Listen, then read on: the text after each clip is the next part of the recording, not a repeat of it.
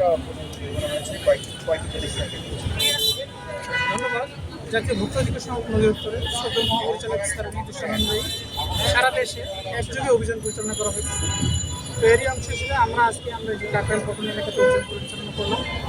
এখানে আমরা মূলত প্রথমে কসমেটিক্সের দোকানগুলো দেখলাম, তারপর কাপড়ের দোকানগুলো দেখলাম। সেখানে কিছু বাইরের বলা হয় যে পাকিস্তানি বা ইন্ডিয়ান কাপড় বিক্রি করা হয়, সেগুলোকে আসলে যথাযথ আছে কিনা বা ওনারা ক্রয় রসিদ রাখে কিনা, তারপর মূল্যটা অযাচিত কিনা, এই বিষয়গুলো আমরা দেখছি। ওনাদের দেখতে পাই না। কসমেটিক্স এখানে কিছু দেখতে পেয়েছি, ওখানে তারা আমদানিকারকে স্টিকার ছাড়া কিছু কসমেটিক্স দেখছে, তাদেরকে সতর্কতামূলকভাবে 2টা প্রতিষ্ঠানকে জরিমানা করা হয়েছে।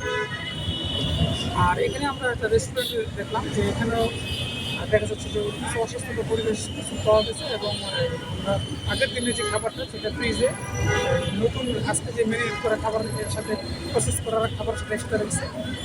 তো এই বিষয়গুলো আমলে নিয়ে ওনাদেরকে যত সতর্কতামূলকভাবে জরিমানা করা হয়েছে। আজকে মূলত 3টা প্রতিষ্ঠানকে জরিমানা করা হয়েছে, 14,000 টাকা জরিমানা করা হয়েছে। আর আমাদের সারা দেশে যে অভিযান আছে সেটা অব্যাহত রয়েছে। আচ্ছা, রমজানের শুরু থেকে তো আমরা দেখছি যে আপনারা প্রতিনিয়ত অভিযান পরিচালনা করছেন। ঈদের পরে কি এগুলো ধারাবাহিকতা থাকবে?